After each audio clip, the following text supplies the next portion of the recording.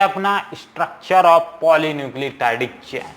तो चलिए यार, डीएनए का एक स्ट्रक्चर मैंने बोला था कि आएगा, तो वही वाला वीडियो है और स्टार्ट करते हैं आप कैसे डीएनए का स्ट्रक्चर बना सकते हो। मतलब एक पॉलीन्यूक्लियोटाइडिक का चैन का अगर स्ट्रक्चर आ गया एग्जाम में तो कैसे बना सकते हो, और उसकी स्टडी भी करना बाकी रह गया था। बाकी पूरा तो स्टडी कर लिए थे, पर स्ट्रक्चर की स्टडी करना बाकी था, वो अभी इस लेक्चर में कर लेंगे। तो सबसे पहले अपने पास एक फॉस्फेट ग्रुप रहेगा, नाम तो सबको याद हो गया होगा प्रीवियस लेक्चर से। यहाँ पास एक कार्बन प्रेजेंट रहेगा, इस कार्बन के थ्रू इस तरह से एक ऑक्सीजन अटैच रहता है, और ये फर्दर इस तरह से। अभी मैं स्ट्रक्चर बनाना सिर्फ सिखा रहा हूँ, ठीक है। फिर यहाँ पास एक फॉस्फेट ग्रुप कार्बन, फिर इस तरह से, फिर इस तरह से, फिर एक फॉस्फेट ग्रुप कार्बन, फिर इस तरह से, फिर इस तरह से, फिर इस तरह से, फिर एक फॉस्फेट ग्रुप कार्बन, फिर इस तरह से, फिर इस तरह से, फिर इस तरह से। कंप्लीट। चलो थोड़ा सा इधर का लार्ज बनाऊंगा, उधर का थोड़ा सा छोटा करते जाएंगे, ठीक। ऐसा कोई जरूरी नहीं है आप करो ही, बट आई थिंक सो। अब यहाँ पास एक ऑक्सीजन ऐड करते जाओ, ऑक्सीजन ऐड करते जाओ। ये सबसे आसान तरीका है, मेरे को तो ऐसा लगता है कि जल्दी बनाने का, क्योंकि अगर आप एक सही का पूरा अगर पॉलीन्यूक्लियोटाइडिक चेन बनाने जाओगे तो बहुत ज़्यादा कंजर्ट करता है। वीडियो तो क्लियर है ना?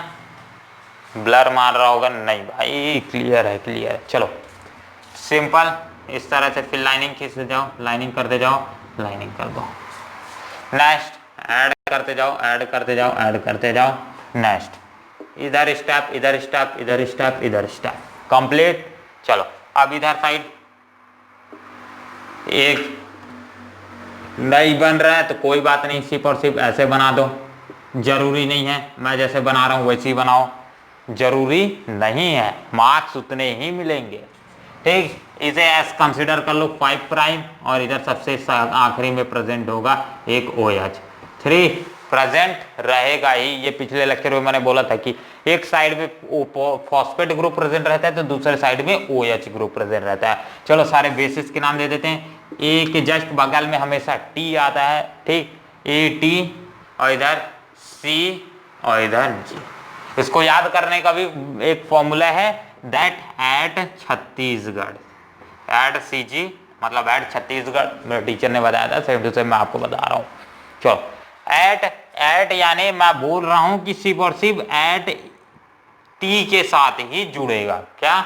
ये हमेशा T के साथ ही जुड़ेगा, तो हमेशा ये T के साथ जुड़ेगा। किसके साथ? T के साथ। और T हमेशा A के साथ जुड़ेगा, ये बात को ध्यान रखना, ठीक है। ये बेस पेयर्स की कोडिंग होती है, ये हमेशा एक दूसरे के साथ ही जुड़ते हैं। C किसके साथ जुड़ेगा?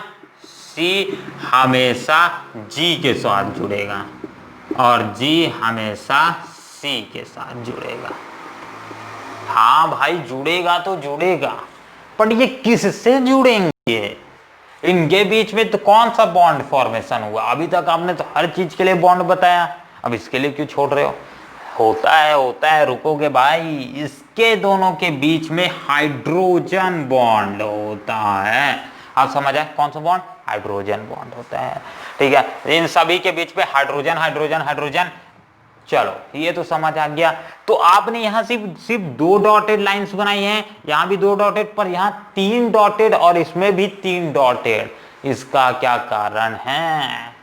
तो एक चीज सिंपल सा समझ के चलो, ET यानी एट पे हमेशा 2 हाइड्रोजन बॉन्ड्स बनेंगे, और हमेशा इन दोनों के बीच में 3 हाइड्रोजन बॉन्ड्स, जो बॉन्ड्स बनेंगे इनके बीच में 3 हाइड्रोजन के बॉन्ड्स बनेंगे, ठीक है। समझ आया? चलो तो ये बात को भी ध्यान रखना। अब जस्ट इसी का उल्टा बना लेना। ये जैसे अभी हमने इसके लिए इधर साइड पोलैरिटी की थी, तो चेहरा इधर साइड मत करना, ऐसे जैसे अभी तक किया था। अब ये चेहरा जस्ट उल्टा हो जाएगा, मतलब एक ठुक बना के दिखाई दे रहा हूँ, उसके साथ जोड़ लेना, ठीक है ना। स्ट्रक्चर वाला है तो ज़्यादा वीडियो लंबा मैं नहीं चाहता हूँ कि आप ज़्यादा बोलो। नेक्स्ट लेक्चर आप भी आज ही कवर कर लोगे ना। चलो इतना एनर्जी बचा के रखना है इस तरह से, और इधर साइड आ जाएगा एक OH। कंप्लीट। अब यहाँ पास एक ऑक्सीजन, एक ऑक्सीजन, और ये सिर्फ उल्टा बनाते चलना है। क्या बनाते चलना है? उल्टा। सॉरी मैंने ही उल्टा बना दिया आपको बताने के चक्कर में। इधर आ जाएगा OH, और यहाँ आ जाएगा एक कार्बन और यहाँ पास आ जाएगा फॉस्फोरस। ये इस तरह से स्ट्रक्चर जाते जाएगा, ठीक है। और ये आ जाएगा आपका इस बार 3 प्राइम और इधर साइड जो आखिरी कार्बन आएगा वो आपका 5 प्राइम। अब ये सारी चीजें में एक जो स्पेसिफिक चीजें होती हैं एक पॉलीन्यूक्लियोटाइडिक चेन का, वो सोच रहा था मैं नेक्स्ट लेक्चर ले लूं, तो आई थिंक सो उसको यहीं कवर कर लेते हैं, सारी चीजें यहीं कवर कर लेते हैं, ठीक है ना। चलो तो इसका एक नोट कर लो, फिर यहीं कवर कर लेते हैं उसको भी। हो गया, चलो।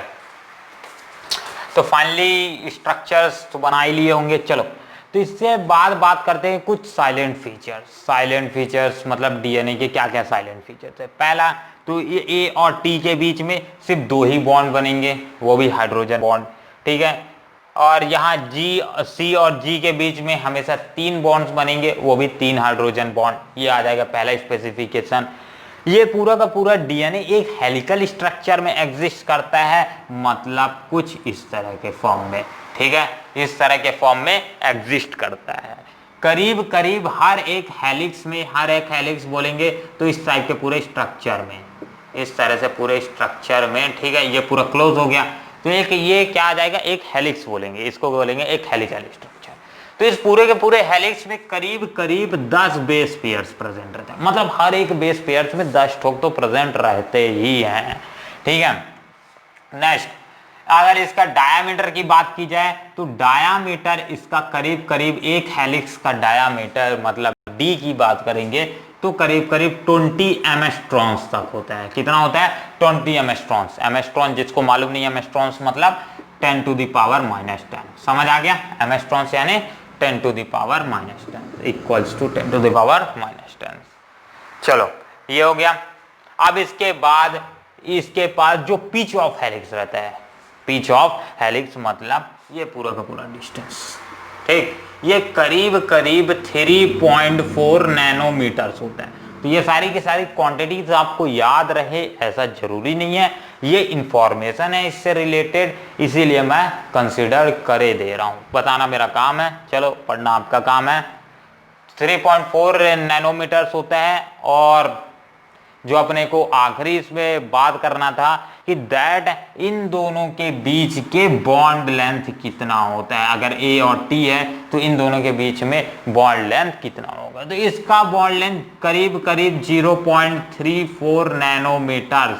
नैनोमीटर्स मतलब 0.34 into 10 to the power -9 metre, मतलब बहुत ही छोटा है भाई, बहुत ही छोटा है। तो ये भी हो गया होगा। फाइनली ये स्ट्रक्चर पूरा ही कर लें क्या, मैंने इसलिए रब भी कर दिया था, तो एक बार स्ट्रक्चर पूरा कर लेते हैं यार, अच्छा नहीं दिख रहा, भद्दा भद्दा मार रहा है। एक काम करो, ये फॉस्फोरस किधर, तो एक काम करो इसको यहाँ तक इन सब को थोड़ा थोड़ा नीचे कर दो, जंप कर देते हैं, कर दिया, ठीक। इसका सबके ऊपर इस तरह से लाइनिंग कर दो, कर दिया। इस तरह से इसका स्ट्रक्चर्स बना दो, चलो सबका बना लेते हैं, सबके लिए बना दिया, ठीक। नेक्स्ट अब करना क्या है, एक यहाँ से स्ट्रक्चर बनाओ ऐसे इस साइड का, एक यहाँ से स्ट्रक्चर बनाओ ऐसे इस साइड का, एक यहाँ से स्ट्रक्चर बनाओ ऐसे इस साइड का। हो गया, सबके लिए कंप्लीट कर लिया आप लोग ने, कर लिया। आप यहाँ पास इसको इसके साथ जोड़ दो, इसको इसके साथ जोड़ दो, इसको इसके साथ जोड़ना। आप पेंसिल से बना रहे हो ना भाई, पेन से मत बनाना। अभी कई चीजें हम रब करेंगे इसमें, फटाफट अपने बनाने का एक ट्रिक है ये। यहाँ से एक ऑक्सीजन, यहाँ से एक ऑक्सीजन, यहाँ से ऑक्सीजन, एक यहाँ से ऑक्सीजन जोड़ना है, एक ऑक्सीजन, यहाँ से एक ऑक्सीजन, सब कंप्लीट। अब यहाँ से एक रब करो, 2 रब करो, इरेजर से रब करते जाओ, 2 रब करो, ठीक है। हर जगह 2 चीज को अपने को रब करना ही पड़ेगा। तो एक में कार्बन जोड़ो, हाइड्रोजन, इसके बाद यहाँ क्या आ जाएगा, पेंटोज शुगर, ठीक है।